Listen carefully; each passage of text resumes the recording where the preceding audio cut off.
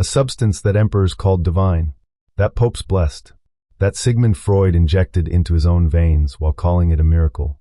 A plant that funded the richest criminal in human history, sparked America's deadliest drug epidemic, and caused one man to bomb an entire Supreme Court building, murdering 11 judges.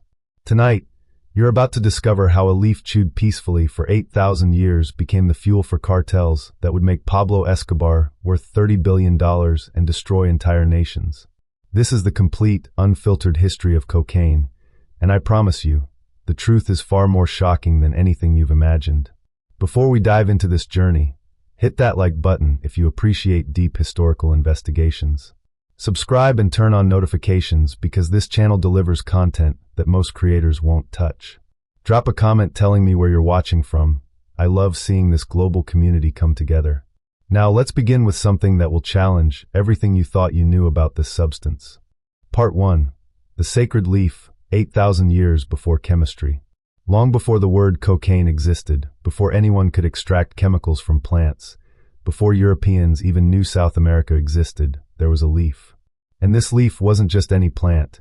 It was considered a direct gift from the gods. The coca plant, Erythroxylum coca, grows naturally on the western slopes of the Andes Mountains. Archaeological evidence proves humans have cultivated this plant for over 8,000 years, making it one of the oldest cultivated crops in South America. Think about that. This plant was being farmed before the pyramids of Egypt were built. The indigenous peoples of the Andes, the Aymara, the Moche, the Wari, and countless others, didn't just use coca. They wove it into the very fabric of their civilization. Pottery figures discovered across Peru, Bolivia, and Colombia show a distinctive bulge in the cheek, the classic sign of someone chewing coca leaves. These ceramic representations span thousands of years. But here's what's fascinating. Scientists have found mummies in northern Chile, preserved naturally by the extreme climate, with measurable levels of coca metabolites in their hair and tissues. Carbon dating places these remains at over 3,000 years old. These ancient people were chewing coca before written language existed in their region. But why? What made this plant so important that it lasted 8 millennia? The method of consumption reveals the sophistication of these ancient cultures. Users would select 20 to 60 grams of leaves and form them into a quid, tucked between cheek and gum. But here's the crucial detail most people don't know. The leaves alone do almost nothing. You need an alkaline substance, traditionally lime made from burnt seashells, powdered limestone, or plant ash. This alkaline agent increases the pH in the mouth, allowing the cocaine alkaloid to be absorbed through the mucous membranes. Without this chemical catalyst, coca leaves just taste bitter and provide minimal effect. This wasn't accidental. This was sophisticated pharmacological knowledge developed through generations of experimentation. The effects experienced by traditional users were nothing like what you might imagine. The concentration of cocaine in dried coca leaves rarely exceeds 1%. Users reported mild stimulation, reduced fatigue, suppressed appetite, and improved ability to function at high altitude where oxygen is scarce. For peoples living at elevations where every breath is a struggle and physical labor becomes exponentially harder, these properties were literally life-saving. This wasn't recreation. This was survival technology. But coca was far more than a functional tool. It was sacred, and under one empire, it would reach the absolute pinnacle of spiritual and political power. If you're finding this historical deep dive valuable, take a second to like this video. It helps more people discover content that treats history with the depth it deserves. Part 2. The Inca and the Divine Leaf. When the Inca civilization began its explosive expansion around 1438 CE under Emperor Pachacuti, whose name literally means he who remakes the earth, coca was already ancient. The Incas didn't discover coca. What they did was elevate it to the absolute center of their religious, social, and economic systems in ways that would shape its destiny forever. The Inca believed coca was a gift from the gods themselves. They assigned it its own goddess, Mama Coca, who watched over the harvest and blessed those who treated the leaves with proper reverence. A legend that survived the Spanish conquest tells of a woman named Coca, so extraordinarily beautiful that no man in the empire could resist her charms. When she used this power frivolously, manipulating men for her amusement, word reached the great Inca himself. As punishment, he ordered her executed, cut in half, and buried. From her grave sprouted a miraculous plant that gave strength, alleviated pain, and sustained those who consumed it. The people named it Coca in her honor. This myth perfectly captured coca's dual nature in Inca thought.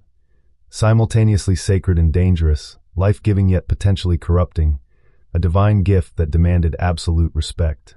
Spanish chroniclers who arrived after the conquest documented elaborate ceremonies where coca played a central role. Priests burned coca leaves and blew the smoke toward Inti, the sun god, as well as toward Viracocha the creator and Pariacaca, a powerful mountain deity. But here's where it gets really interesting, and where the seeds of future tragedy were planted. Access to coca was carefully controlled. The finest coca, grown in the warm valleys east of Cusco where conditions were optimal, was reserved exclusively for nobility, priests, and the Sapa Inca himself, who was considered divine. Common people could access lower quality leaves, but even this was regulated. Coca served as both currency and status marker. Warriors received coca as a reward for bravery. Workers on major construction projects received coca as part of their compensation. Messengers running thousands of miles across mountain passes chewed coca to sustain themselves during exhausting sprints. The empire maintained vast coca plantations worked through MITA, the mandatory public service that all subjects owed. Cultivating coca was demanding work requiring careful tending, protection from pests, and precise harvesting. Only mature leaves could be picked, and they had to be dried properly to preserve potency. Poor quality coca was considered an offense against the gods themselves. The Incas also recognized that coca could be misused. Excessive consumption was discouraged, seen as disrespecting mama coca. Those who chewed constantly, unable to function without it, were viewed with pity and contempt. The ideal was moderation, ritual use, and grateful acknowledgement of the plant's divine origins. This balanced relationship with a powerful substance had lasted millennia without destroying their society. Then, in 1532, everything changed. And what happened next would set the stage for 5 centuries of violence, exploitation, and suffering. Part 3. The Spanish Conquest, when sacred became commodity. When Francisco Pizarro and his 168 conquistadors arrived in Peru in 1532, they found an empire in chaos. The Inca Empire was recovering from a devastating civil war. Smallpox, brought by Europeans but spreading faster than the conquistadors themselves, had already killed the emperor and countless subjects. Into this weakened giant stepped a tiny force of Spanish soldiers. Within a few years, they had shattered the largest empire in the Americas. The Spanish initially had zero interest in coca. They saw indigenous coca chewing as a heathen custom associated with pagan ceremonies they were trying to stamp out. Early colonial authorities attempted to ban coca entirely, viewing it as idolatrous practice that needed elimination. Bishops and chroniclers wrote disapprovingly of how natives wouldn't work without their coca, wouldn't perform ceremonies without coca, seemed unable to function without constantly chewing the leaves. But then reality intervened in the most brutal way imaginable. The Spanish had conquered an empire for its wealth, particularly the legendary gold and silver. That wealth needed to be extracted. Mountains needed to be mined. Fields needed to be worked. New cities needed to be built. All of this required enormous amounts of labor. The Spanish needed the indigenous population to work for them. And they quickly discovered something shocking. Without coca, that work became nearly impossible. Indigenous workers, especially those forced into the brutal conditions of high-altitude silver mines like Potosi, simply could not function effectively without coca. The mines were hellish. Workers descended into narrow shafts hundreds of feet deep, spending days in darkness, cold, and thin air, hauling or in conditions that killed thousands. Coca wasn't just comfort. It was survival technology that enabled workers to endure the altitude, the exhaustion, and the crushing weight of their enslavement. So the Spanish made a calculated, pragmatic, and utterly cynical decision. They abandoned their attempts to ban coca and instead monopolized and taxed it. Overnight, coca went from prohibited substance to lucrative commodity. Spanish landowners established vast new coca plantations worked by enslaved indigenous people and African slaves. The old Inca restrictions on who could cultivate and access coca evaporated. Production expanded dramatically as Spanish entrepreneurs recognized the financial opportunity.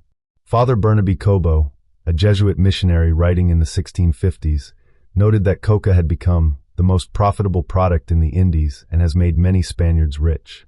This was no exaggeration. Spanish merchants established trading networks moving coca from warm valleys to cold highlands where mines and cities created demand.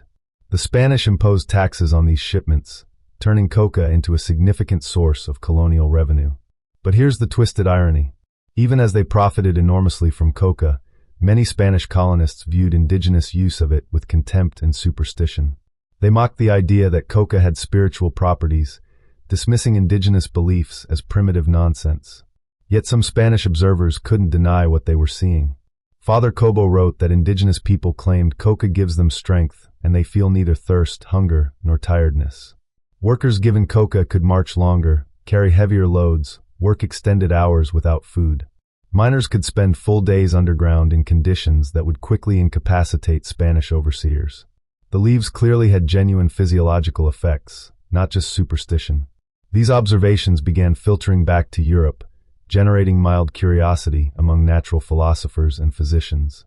Coca became another exotic specimen from the New World, shipped back alongside tobacco, potatoes, and tomatoes.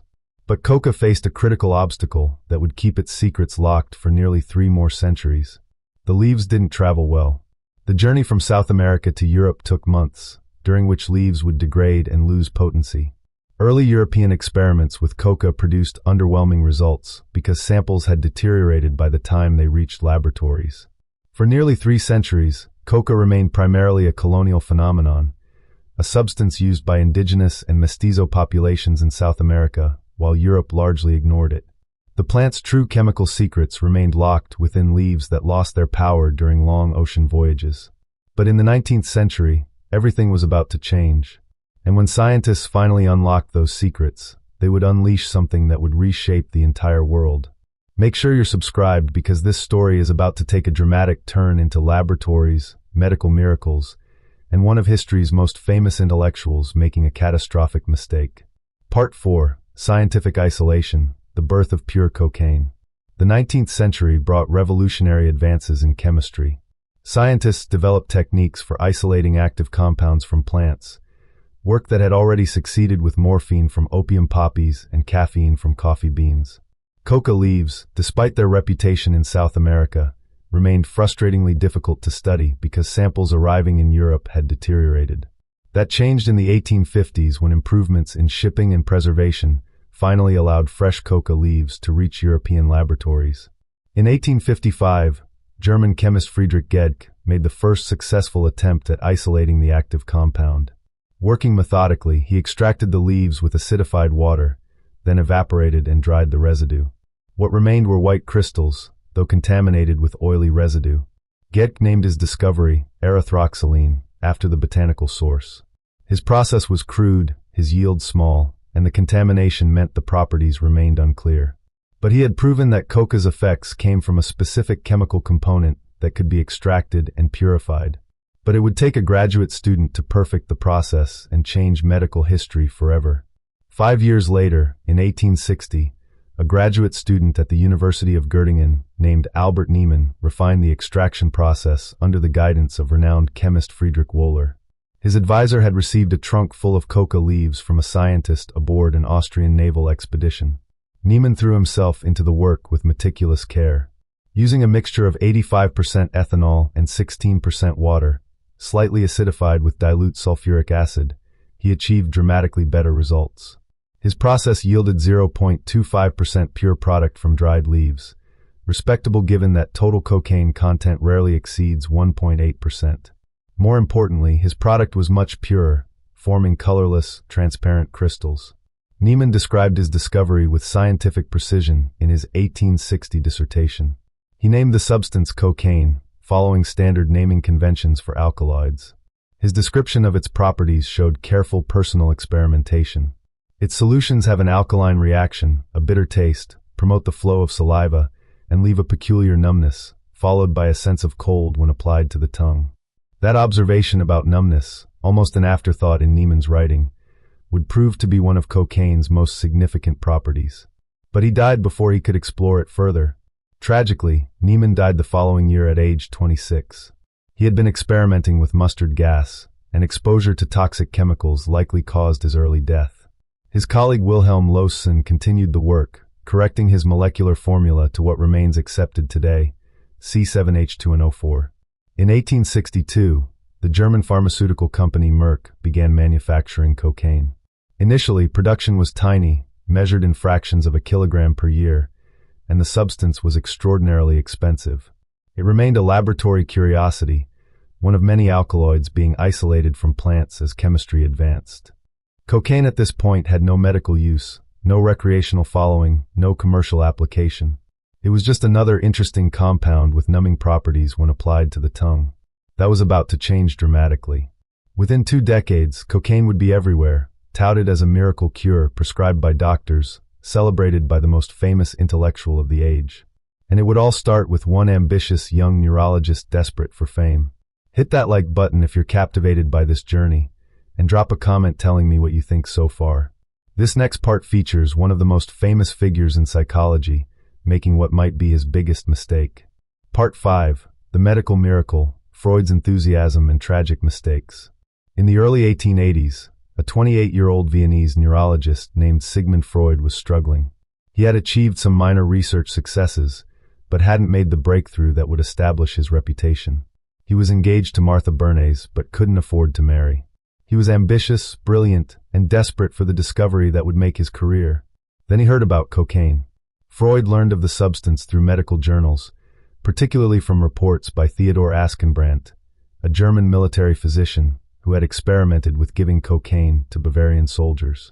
Askenbrandt claimed the substance increased soldiers' endurance, allowing them to march longer distances without fatigue. Freud saw opportunity. In April 1884, Freud received his first batch of cocaine from the Engel Pharmacy in Vienna. The pharmaceutical company Merck had begun producing it in larger quantities, though it remained expensive. Freud began what he called selfless self-experimentation. In truth, he became his own test subject, regularly consuming cocaine and carefully noting the effects. The impact was immediate and intoxicating. Freud felt what he described as the most gorgeous excitement upon his first dose. He experienced exhilaration and lasting euphoria, noticed the substance suppressed hunger and fatigue. In letters to his fiancée Martha, his language grew increasingly enthusiastic, sometimes manic. He wrote that he had started taking cocaine against depression and against indigestion, and with the most brilliant success. Freud began prescribing cocaine to friends and colleagues enthusiastically.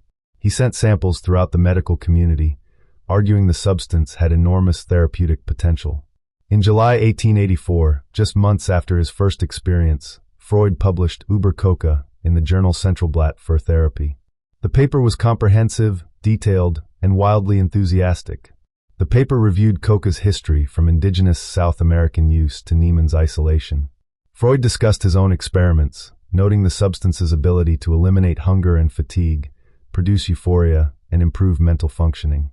He proposed using cocaine to treat depression, anxiety, digestive complaints, asthma, morphine addiction, and alcoholism. It was, in his estimation, a wonder drug. Critically, Freud addressed the question of addiction. And here he made a statement he would bitterly regret. He wrote confidently that cocaine produced no compulsive desire to use the stimulant further, and that one could stop taking it without difficulty. This claim was based on his own experience. He used cocaine regularly, but maintained he never felt dependent. Of course, if you're always consuming cocaine, you never reach the point where withdrawal symptoms appear. Like someone perpetually one drink ahead of a hangover, Freud stayed ahead of cocaine's darker properties. But here's where the story takes an ironic twist that would haunt Freud for the rest of his life.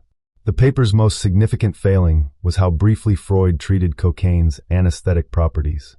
In what historians describe as more of a postscript than real analysis, he noted that cocaine has a marked anesthetizing effect when brought into contact with the skin and mucous membrane in concentrated solution, and suggested this might make it suitable for various applications.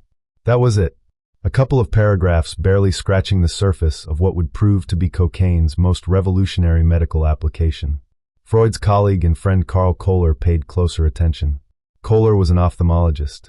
Anyone who's had an eye examination understands the problem he faced. How do you work on an eye, one of the body's most sensitive organs, without the patient flinching and blinking constantly? Existing anesthetics were systemic, knocking patients unconscious. This worked for surgery, but was impractical for examinations or minor procedures. Kohler read Freud's paper and thought about that numbness Niemann had noted decades earlier, the effect Freud had mentioned in passing. He obtained cocaine and began experimenting, first on himself. He applied a cocaine solution to his own eye, waited, then pricked the cornea with pins. Nothing. No pain. No reflex to blink. The eye was completely numb while he remained fully conscious. It was precisely what ophthalmology needed. In September 1884, while Freud was on vacation, Kohler presented his findings to the Ophthalmological Congress in Heidelberg.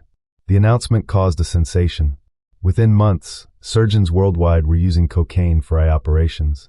For the first time, procedures like cataract surgery could be performed on conscious patients who experienced no pain.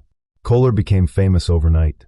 He had revolutionized ophthalmic surgery with a discovery that came directly from reading Freud's paper. Freud understandably felt he had missed his chance at glory. He had literally held the information in his hands and failed to recognize its most important implication. Kohler claimed the credit and the fame. Freud's paper became a footnote, the work that inspired the real discovery rather than the discovery itself. But worse was coming. Much worse. Freud had prescribed cocaine enthusiastically to treat morphine addiction, including to his friend Ernst von Fleischl-Marxow. Fleischl-Marxow had become addicted to morphine after a painful injury, and Freud believed cocaine could cure him. It did not. Instead, Fleischl-Marxow developed a catastrophic cocaine addiction on top of his morphine problem.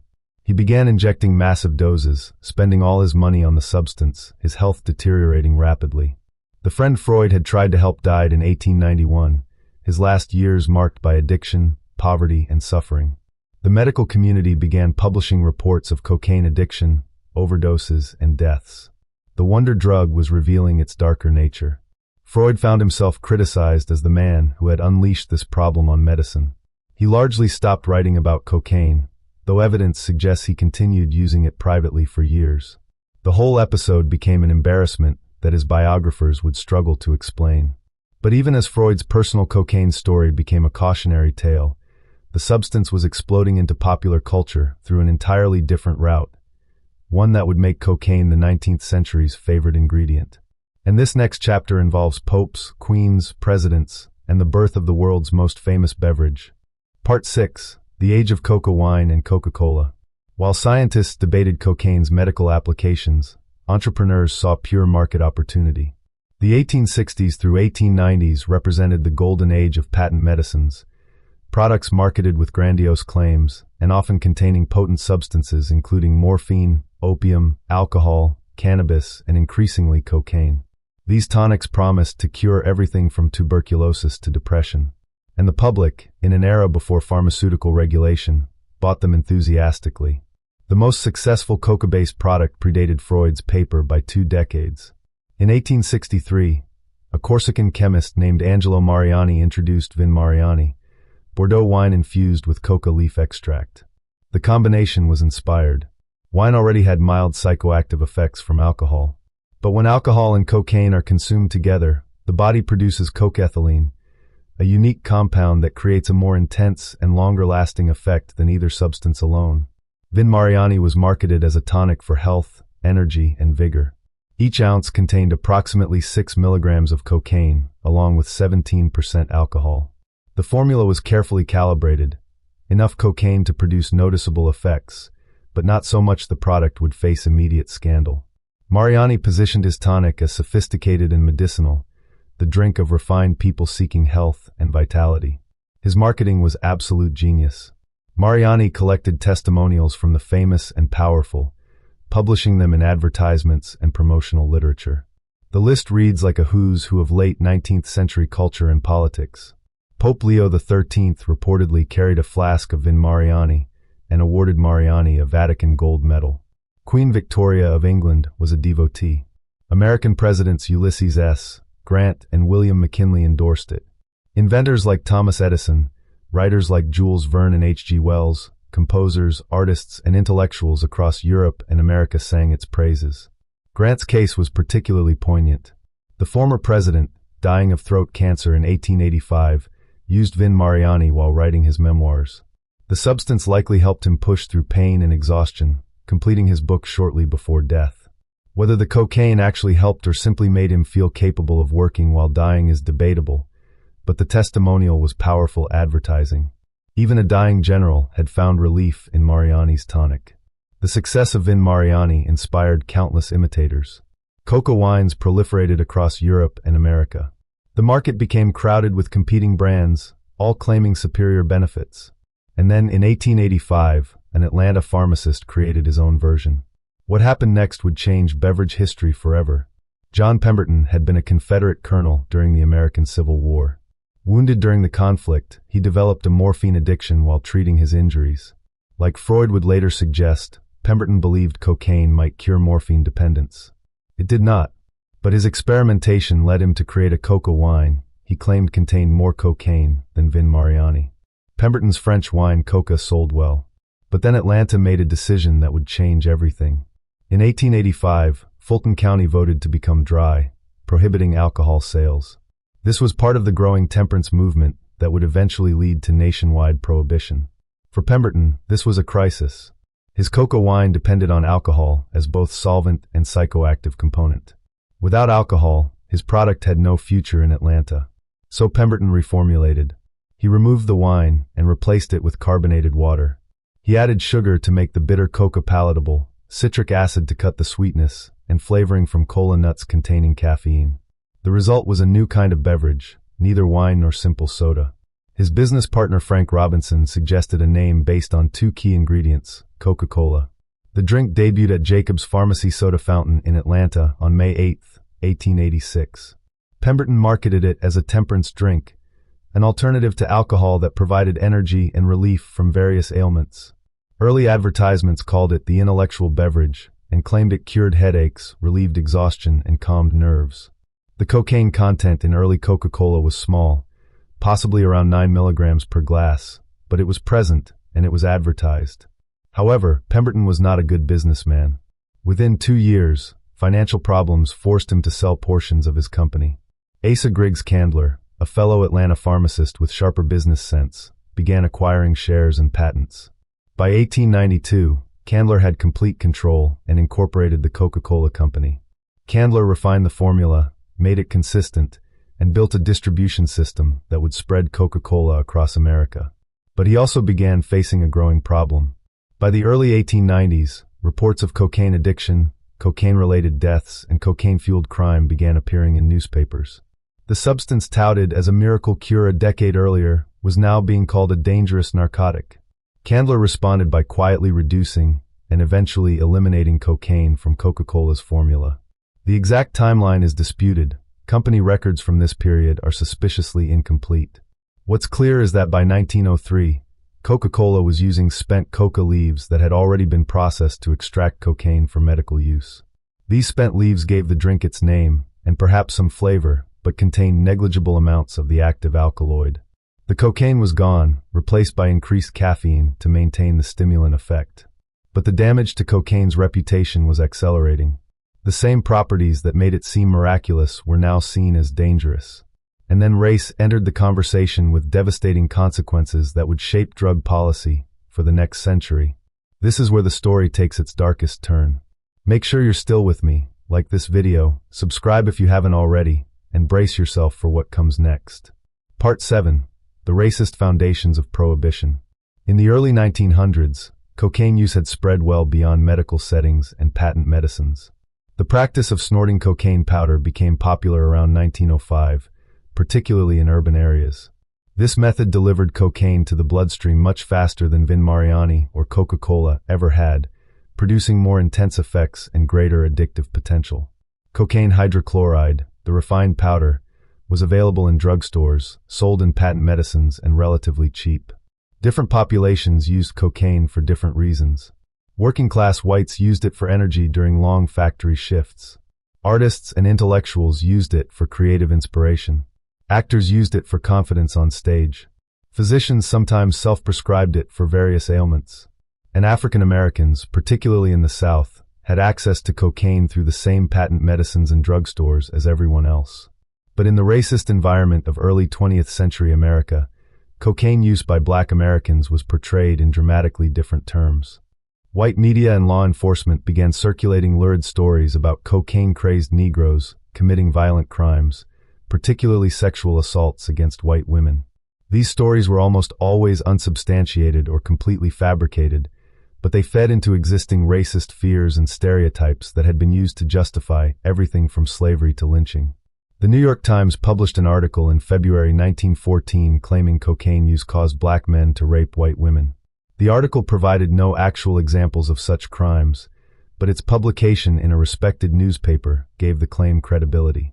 Medical journals published articles claiming cocaine gave black men superhuman strength and immunity to pain. Dr. Hamilton Wright, appointed as the first opium commissioner of the United States in 1908, testified before Congress that drugs made black men uncontrollable and gave them superhuman powers. He claimed cocaine was often the direct incentive to the crime of rape by the Negro. Police departments in the South reported they needed heavier caliber handguns to stop cocaine-using black suspects who supposedly wouldn't fall from bullets that would drop a normal person. These claims were fiction. Contemporary research comparing addiction rates found relatively few cocaine users overall and no significant concentration among black Americans compared to other demographic groups. Black Americans did use patent medicines containing opiates and cocaine, possibly at higher rates than whites, but this was likely because they suffered higher rates of disease due to poverty and lack of medical access. The medicines, not recreational use, explained any difference in consumption patterns. But truth was irrelevant to the campaign being waged. The stories about cocaine fueling black criminality served a political purpose. They built support for drug prohibition and, more broadly, for the entire system of Jim Crow segregation and white supremacy. If cocaine could make black men dangerous, violent, and sexually aggressive toward white women, then black men needed to be controlled, segregated, and punished. Drug prohibition became another tool of racial oppression. This racist framing was baked into America's first major drug control legislation. The Pure Food and Drug Act of 1906 required manufacturers to label products containing alcohol, opiates, cocaine, or cannabis, but it didn't ban these substances. It was primarily consumer protection, giving people information about what they were buying. The Harrison Narcotics Tax Act of 1914 went much further. Proposed by Representative Francis Burton Harrison and signed by President Woodrow Wilson, the act was officially a tax measure. It required anyone who produced, imported, manufactured, distributed, or dispensed opiates or coca products to register with the federal government and pay a special tax. In theory, this was regulation, not prohibition. In practice, the law was designed and enforced as a ban. Penalties for violating the Harrison Act included up to 5 years in prison and substantial fines. Most significantly, the law was interpreted to prohibit doctors from prescribing narcotics to maintain addicts' habits. In 1919, the Supreme Court ruled in Webb v. United States that prescribing narcotics purely to maintain an addiction was not legitimate medical practice and therefore violated the Harrison Act. This effectively criminalized addiction itself. The Webb decision had enormous consequences. Overnight, thousands of Americans who had developed addictions to morphine, heroin, or cocaine could no longer obtain these substances legally. Some cities briefly established narcotic clinics that dispensed drugs to registered addicts, attempting to provide legal alternatives to the black market. But these clinics were shut down by federal agents who argued they violated the Harrison Act. By 1925, all such clinics had closed. The result was the creation of a massive criminal market for substances that had previously been legal. Addicts who couldn't get prescriptions turned to illegal dealers. A black market emerged to meet demand, complete with the violence, corruption, and crime that always accompanies prohibition. The very problems drug laws were supposed to solve, they instead created and intensified. The racial dimension of enforcement was unmistakable. Despite using drugs at similar or lower rates than whites, black Americans were arrested and convicted for drug offenses at dramatically higher rates. Cocaine had become more than a substance. It had become a tool of social control, a justification for expanding police power, and a means of criminalizing and imprisoning populations that white America feared. The plant that indigenous Andeans had used for thousands of years without destroying their societies had been transformed into a monster, not by its inherent properties, but by prohibition, racism, and political opportunism. And things were about to get even worse. Because prohibition didn't eliminate cocaine, it just moved production underground, where the most violent criminals on earth would seize control. Drop a comment telling me your thoughts on this history. Are you learning things you never knew? This next section introduces the most infamous criminal in modern history. Part 8. The cocaine trade moves south. Enter Pablo Escobar. While the United States and Europe made cocaine illegal and destroyed legal markets, demand for the substance did not disappear. Criminalizing cocaine didn't eliminate desire for it. It just meant that meeting that desire became a criminal enterprise. In the early and mid-20th century, the illegal cocaine trade was relatively small scale. Some cocaine was diverted from pharmaceutical production. Some was smuggled from places where it remained legal. But the amounts were modest compared to what would come later. Cocaine use declined significantly during the 1920s through 1960s, never disappearing entirely, but no longer the widespread phenomenon it had been around 1900. Then the 1970s arrived, and everything changed. American and European culture shifted. The counterculture movement that had embraced cannabis and psychedelics also discovered cocaine. The substance became popular in the disco scene, in Hollywood, on Wall Street, anywhere that wealthy, status-conscious people gathered. Unlike heroin, which carried the stigma of desperation and decay, cocaine was glamorous. It was the drug of movie stars, musicians, executives, people who wanted to feel energized, confident, and successful. Demand exploded, and Colombian criminal organizations were positioned perfectly to meet it. Colombia had been producing coca for centuries, but mostly for local consumption and small-scale export. That changed rapidly in the 1970s as Colombian traffickers recognized the enormous profit potential. They began consolidating the industry, building networks that moved cocaine from production to consumption with ruthless efficiency. The transformation from traditional coca farming to industrial cocaine production required several steps. Farmers in rural Colombia, Peru, and Bolivia grew coca, harvesting the leaves and processing them into coca paste, a crude form containing perhaps 40% cocaine. This paste was sold to processors, often operating in clandestine jungle labs, who refined it into cocaine base and then into cocaine hydrochloride, the white powder that could be snorted. The final product might be 80 to 90% pure. These networks were not mom-and-pop operations. They were sophisticated criminal organizations with vast resources. By the early 1980s, they had consolidated into what became known as cartels, a term borrowed from business that described illegal monopolies controlling production, pricing, and distribution. The most famous and most violent was the Medellin cartel, and at its head was a man who would become the most notorious criminal of the late 20th century, Pablo Escobar. Pablo Emilio Escobar Gaviria was born December 1, 1949, in Rio Negro, a small town in Antioquia, Colombia. His family was not desperately poor, his father a farmer and watchman, his mother a schoolteacher, but they had little money or influence. Young Pablo was clever, ambitious, and apparently untroubled by conventional morality. He began his criminal career stealing tombstones to resell, selling fake diplomas, smuggling stereo equipment, and stealing cars. But Escobar had larger ambitions. He entered the cocaine trade in the mid-1970s, initially as a relatively small-time dealer. He showed exceptional talent for the business, particularly for violence. He was willing to eliminate anyone who stood in his way, competitors, witnesses, law enforcement, politicians. And he understood that to grow the business, you needed to control the entire supply chain from coca farms to street dealers. By the late 1970s, Escobar had formed what would become the Medellin cartel with fellow traffickers including the Ochoa brothers and Carlos Letter. The organization was based in Medellin, Colombia's second-largest city, nestled in the Andes. From there, they controlled coca cultivation in multiple regions, operated processing labs, owned transportation networks including planes and even submarines, and had distribution networks in the United States. The profits were absolutely staggering. At the height of the Medellin cartel's power in the mid-1980s, they were shipping approximately 80 tons of cocaine per month to the United States.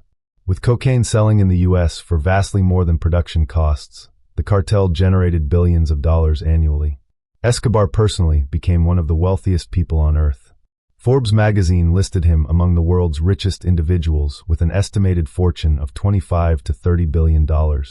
Escobar spent this wealth ostentatiously. He built Hacienda Napoles, a massive estate covering 7,000 acres. The property included a private zoo with elephants, giraffes, hippopotamuses, and exotic birds. He built a soccer stadium, an airstrip, artificial lakes, and housing for workers. His personal aircraft fleet included jets capable of carrying 10 tons of cocaine per flight. He owned properties across Colombia and around the world. He lived without restraint, indulging every luxury imaginable. But Escobar understood that wealth alone wouldn't protect him. He needed public support, or at least public ambivalence toward his activities. So he invested heavily in social programs. He built hundreds of houses in Medellin for poor families, creating entire neighborhoods. He constructed soccer fields and schools. He funded hospitals and churches. To many poor Colombians, Pablo Escobar was not a monster but a benefactor, a Robin Hood figure who took money from wealthy American cocaine users and redistributed it to Colombia's poor. This public relations campaign had genuine impact. When Escobar walked the streets of Medellin, people protected him, warned him of police, celebrated him as a hero. Over 25,000 people attended his funeral after his death, many genuinely mourning. A neighborhood he built was named Barrio Pablo Escobar in his honor. Yet none of this obscures the reality. Escobar was a murderer on an almost incomprehensible scale. He pioneered plata o plomo, silver or lead. Bribes or bullets. Those who accepted bribes became part of his network. Those who refused died. He killed journalists who reported on the cocaine trade. He assassinated politicians who opposed him, including presidential candidate Luis Carlos Galán in 1989 and Justice Minister Rodrigo Lara Bonilla in 1984. And then in 1985, Escobar did something so audacious, so horrifying, that it shocked even a nation accustomed to drug violence. When the Colombian Supreme Court was considering extradition cases, Escobar funded an assault by 19 guerrillas on the Palace of Justice. The guerrillas stormed the building and took justices hostage. The Colombian military responded with overwhelming force. In the fighting, 11 Supreme Court justices died along with dozens of other people. Evidence suggests the real target was destroying case files related to drug traffickers. Whether Escobar directly ordered the attack or simply enabled it remains debated, but his involvement was substantial. 11 judges, murdered in a single day. When the threat of extradition to the United States intensified in the late 1980s, Escobar launched what became known as narcoterrorism. The cartel bombed buses, shopping centers, and government buildings. They targeted police officers, killing hundreds. In 1989, they placed a bomb on Avianca Flight 203, killing all 107 people aboard in an unsuccessful attempt to assassinate a presidential candidate who wasn't even on the flight. The campaign of terror was designed to make Colombia's government negotiate rather than extradite. It worked partially. In 1991, Escobar surrendered to Colombian authorities on the condition that he would not be extradited and that he could serve his sentence in a prison he built himself. La Catedral, as it was known, was less prison than luxury resort. Escobar designed it with a soccer field, bar, jacuzzi, and comfortable living quarters. His hand-picked guards provided security, preventing anyone from harming him, but certainly not preventing him from continuing to run his drug empire from behind bars. The arrangement was absurd, and it lasted only a year. When Colombian authorities learned Escobar was torturing and murdering rivals inside La Catedral, they moved to transfer him to a real prison. Escobar escaped during the transfer in July 1992, vanishing into Colombia. For the next 16 months, he was a fugitive while Colombian and American forces hunted him relentlessly. The search involved a joint task force including Colombian police, DEA agents, and CIA surveillance teams using sophisticated electronic equipment. Perhaps more importantly, a vigilante group called Los Peeps, people persecuted by Pablo Escobar, began systematically killing Escobar's associates, bombing his properties, and terrorizing anyone connected to him. Los Peeps were almost certainly supported by Escobar's rivals in the Cali cartel, and possibly by Colombian and American authorities, who wanted deniability for their methods. On December 2, 1993, electronic surveillance located Escobar in a middle-class neighborhood in Medellin. Police surrounded the building. Escobar attempted to flee across the rooftops with a bodyguard, but was shot and killed. The photographs of his body sprawled on a rooftop with bullet wounds circulated globally. The most powerful drug trafficker in the world, the man who had terrorized an entire nation, was dead at age 44. But here's the thing, Escobar's death did not end the cocaine trade. The Cali cartel, which had been competitors and then enemies of Medellin, took over much of the market. When Cali cartel leadership was eventually captured or killed in the mid-1990s, smaller organizations and Mexican cartels filled the void. The system Escobar helped build was too profitable, too entrenched to die with him. Cocaine continued flowing north. The violence, corruption, and suffering continued with it. And while Pablo Escobar was building his empire in the 1980s, a new form of cocaine was about to devastate American cities in ways that would make the previous cocaine epidemic look mild by comparison. Make sure you're subscribed because this next chapter is perhaps the most tragic in this entire story. Part 9. The Crack Epidemic and Mass Incarceration. While Pablo Escobar was building his cocaine empire in the 1980s, a simple chemical process was about to devastate American cities and lead to one of the most disastrous policy responses in modern history. In the early part of the decade, most cocaine in the United States was powder cocaine hydrochloride, typically snorted. This form was expensive, sometimes costing $100 per gram on the street, making it a substance primarily accessible to middle-class and wealthy users. Then someone discovered a simple process that would make cocaine available to everyone, including the urban poor. The process is straightforward. Cocaine hydrochloride is a salt, the cocaine molecule bound to hydrochloric acid. It's water-soluble and has a relatively high melting point, making it impractical to smoke. But if you mix cocaine hydrochloride with a base like baking soda or ammonia and heat it, you create crack cocaine, a freebase form that melts at low temperatures and produces vapors that can be smoked. Smoking crack delivers cocaine to the brain faster than snorting powder. The effect is more intense, shorter, and far more compulsive. Where a powder cocaine high might last an hour, a crack high peaks in seconds but fades within 10 to 15 minutes, creating an intense desire to use again immediately. Users report that crack creates more powerful cravings than powder cocaine, making addiction develop more quickly. The other crucial difference was economic. Because crack could be sold in small quantities, individual rocks costing $5 to $20, it became accessible to populations who could never afford powder cocaine. Dealers could produce crack themselves, buying powder cocaine, processing it with simple household ingredients, and selling the result at enormous profit margins. Crack cocaine appeared in major cities, starting around 1984 to 1985. Miami saw it first, then Los Angeles, New York, and quickly spreading to urban centers across America. By 1987, crack was reportedly available in all but 4 states. The spread was explosively rapid because the economics worked for everyone in the supply chain. Colombian cartels sold powder cocaine to American distributors. Distributors sold to street dealers. Dealers converted it to crack and sold to users. Each level extracted profit. And the final product generated massive revenue from a population that had been economically shut out of the powder cocaine market. The impact on inner-city communities, particularly African-American neighborhoods, was catastrophic. Crack houses appeared where users could buy and smoke the substance, often in abandoned buildings. These locations became hubs of criminal activity, prostitution, and violence. Crack's intense addictiveness meant users would do almost anything to obtain money for the next hit. Property crime skyrocketed. Addicted mothers gave birth to babies exposed to cocaine in the womb, creating what the media sensationally called crack babies. Violence exploded. The crack trade was enormously profitable, but completely outside legal channels.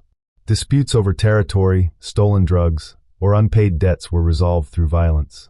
Young men, often teenagers, became enforcers and dealers, armed and willing to kill. By 1988, crack-related murders in New York City accounted for 32% of all homicides and 60% of drug-related killings. In Los Angeles, gang violence fueled by crack dealing reached unprecedented levels. Cocaine-related hospital emergency room visits increased 110% between 1985 and 1986, from 26,300 to 55,200 cases.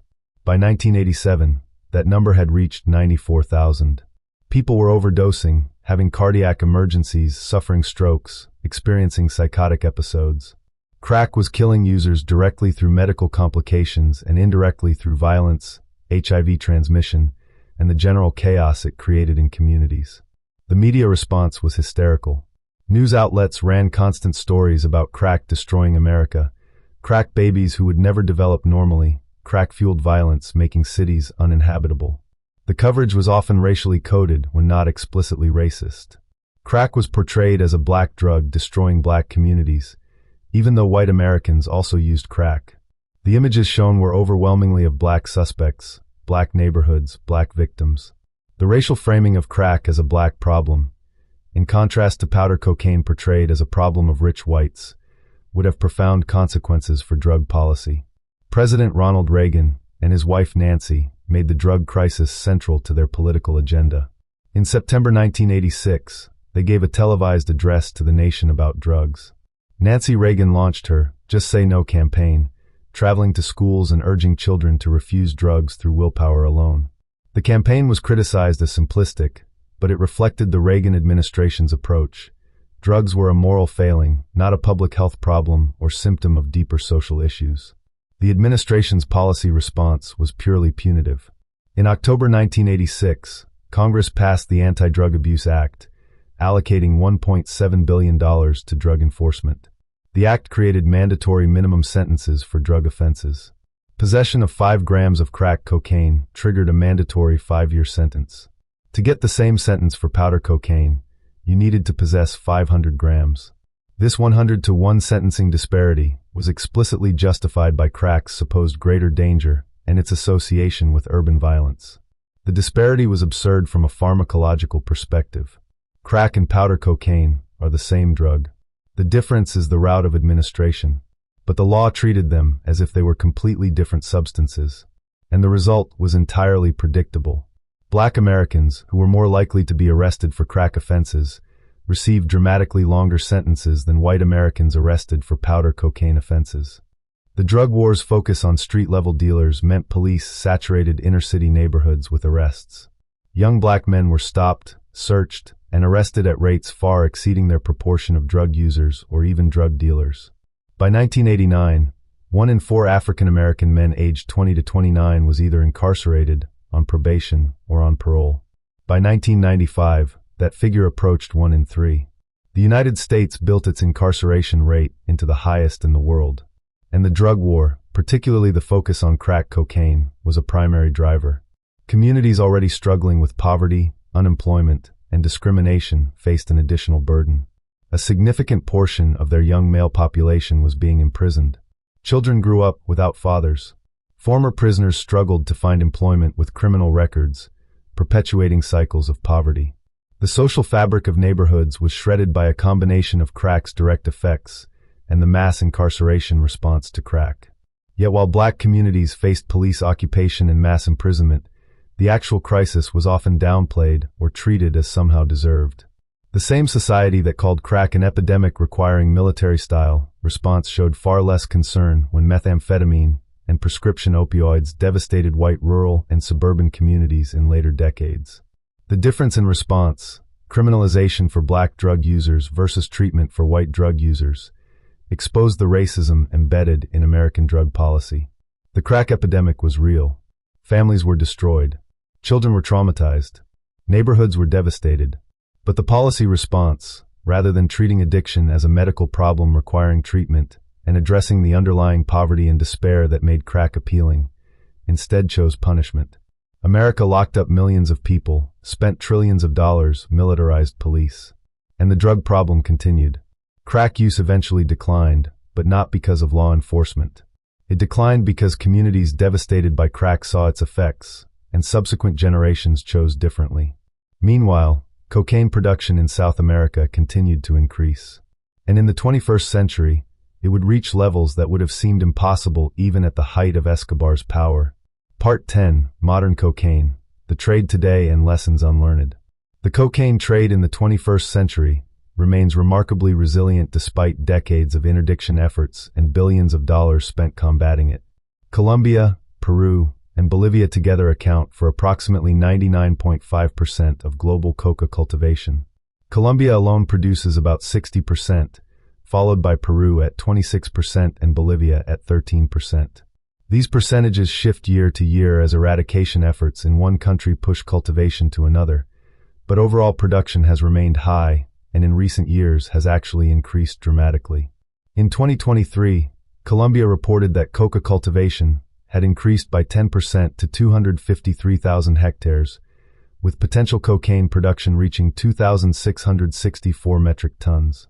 This represented a 53% increase over 2022 and marked the 10th consecutive year of rising cocaine production estimates in Colombia. The increases were no longer concentrated in a single region, but spread across 16 of Colombia's 19 coca-producing departments. Cultivation patterns reflect the realities of Colombia's internal conflicts. Armed groups, including remnants of FARC guerrillas, ELN rebels, and various paramilitary organizations, control coca-growing regions. These groups protect farmers and labs, tax the trade, and use cocaine profits to fund their operations. Violence has increased in coca-growing areas as different groups fight for control. Social leaders and activists who work on coca crop substitution programs face threats and assassinations. 17 were killed in 2020 alone. Peru has seen similar trends. In 2022, coca cultivation reached an all-time high, increasing 18% over 2021 and 54% over 2020. Almost 90% of Peru's coca production flows into the illicit cocaine market, with most Peruvian cocaine heading to Europe rather than the United States. The environmental impact is severe. Each kilogram of cocaine produced generates an estimated 600 kilograms of waste, much of it chemical residue dumped directly into rivers and soil. In 2020, nearly 13,000 hectares of Colombian forest were felled specifically for coca cultivation, representing 7.5% of the country's total deforestation. Trafficking routes have evolved as interdiction efforts adapt. In the 1980s and early 1990s, most cocaine destined for the United States traveled through the Caribbean. As the U.S. Coast Guard and DEA shut down these routes, traffickers shifted to Central America and Mexico. Mexican cartels, which had primarily moved marijuana and heroin, expanded into cocaine trafficking. By the 2000s, they dominated the U.S. market. This shift gave Mexican cartels enormous power. They controlled the crucial choke point where South American cocaine had to pass to reach the United States. Colombian producers found themselves negotiating with Mexican intermediaries who increasingly dictated terms. Mexican cartels like Sinaloa, Jalisco New Generation, and Gulf Cartel became as powerful and violent as Colombian cartels had been, fighting territorial wars that have killed hundreds of thousands in Mexico. The European market has grown dramatically.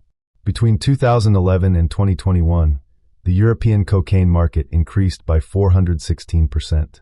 EU member states seized a record 303 tons of cocaine in 2021, with Belgium, the Netherlands, Spain, and Germany reporting the highest volumes. The port of Antwerp in Belgium has become a major entry point, with criminal organizations corrupting port workers and officials to move shipments hidden in legitimate cargo. The human cost of this trade is incalculable. In Colombia, Peru, and Bolivia, coca cultivation and cocaine trafficking fuel corruption, violence, and political instability.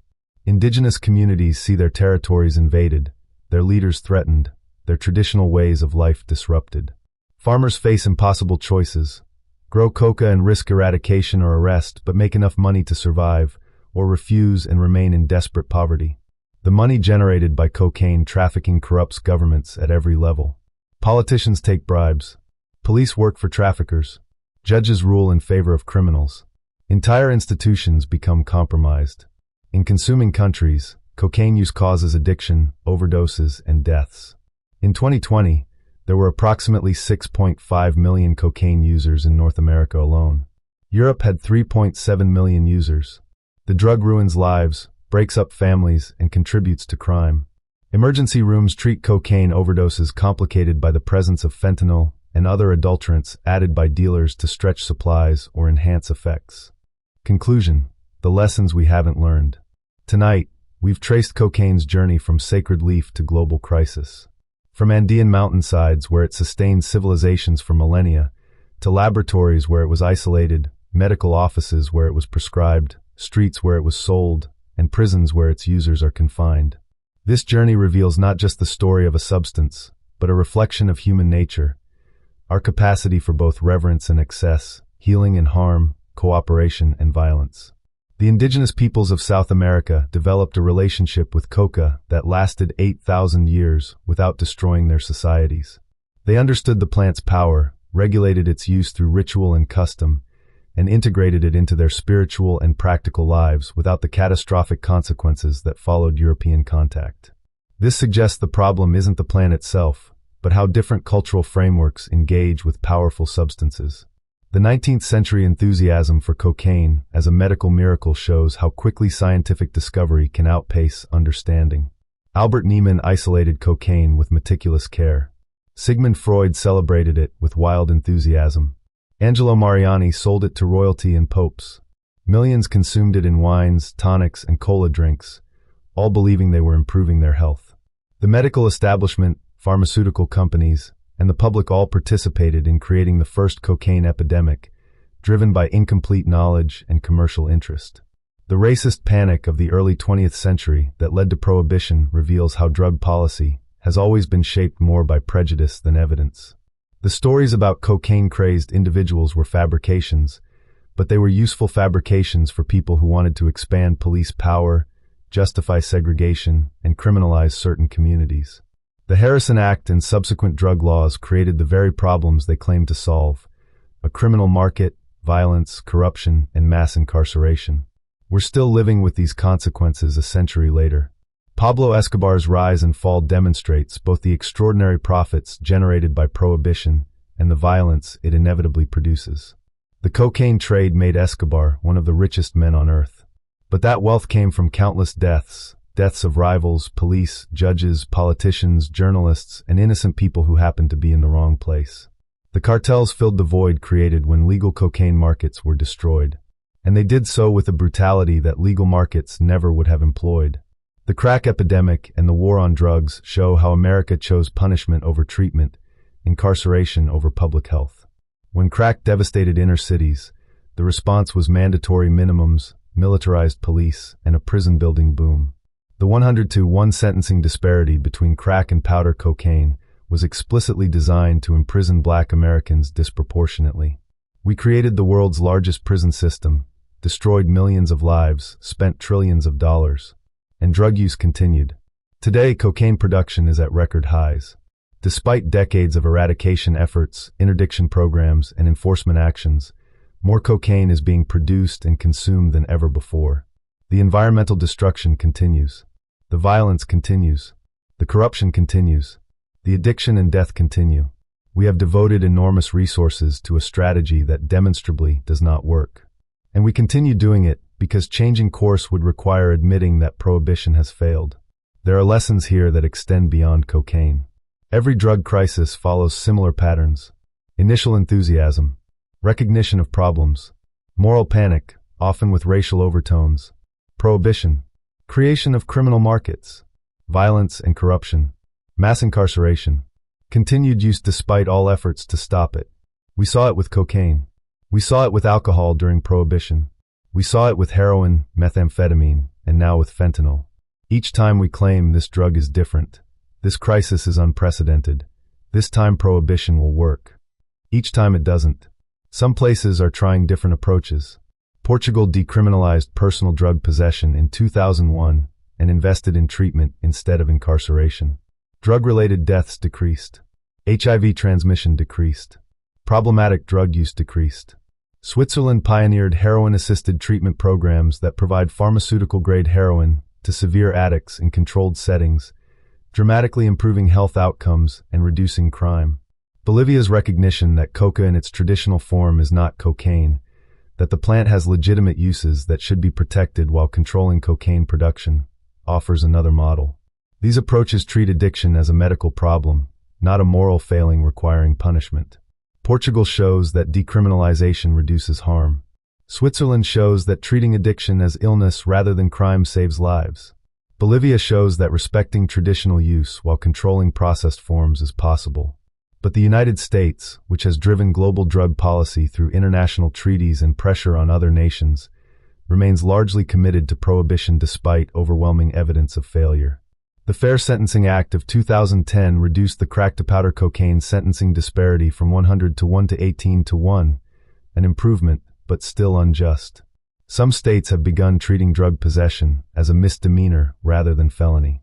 These are incremental reforms of a system that fundamentally does not work. The complete history of cocaine teaches us that the story of any substance is really the story of humans.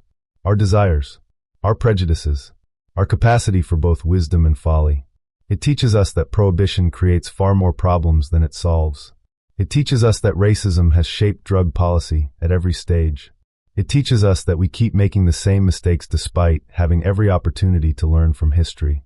The sacred leaf that sustained Andean peoples for 8 millennia didn't cause the carnage of the past century. We did, through greed, through racism, through prohibition, through choosing punishment over compassion. Until we learn these lessons and change our approach, the suffering will continue. If you made it this far, I genuinely appreciate you taking this journey through cocaine's long and complex history with me. If you found value in this deep dive, please hit that like button. It genuinely helps this content reach people who appreciate historically rigorous, thoughtful analysis. Subscribe for more historically accurate, in-depth content that treats complex subjects with the seriousness they deserve. Turn on notifications so you don't miss future videos. Drop a comment with your thoughts, questions, or if there's another topic in history you'd like to see explored with this same depth and care. I read every single comment, and your feedback shapes what I create next. Thank you for spending this time with me. Thank you for engaging with difficult history. And thank you for being part of a community that values understanding over simple answers. I'll see you in the next one.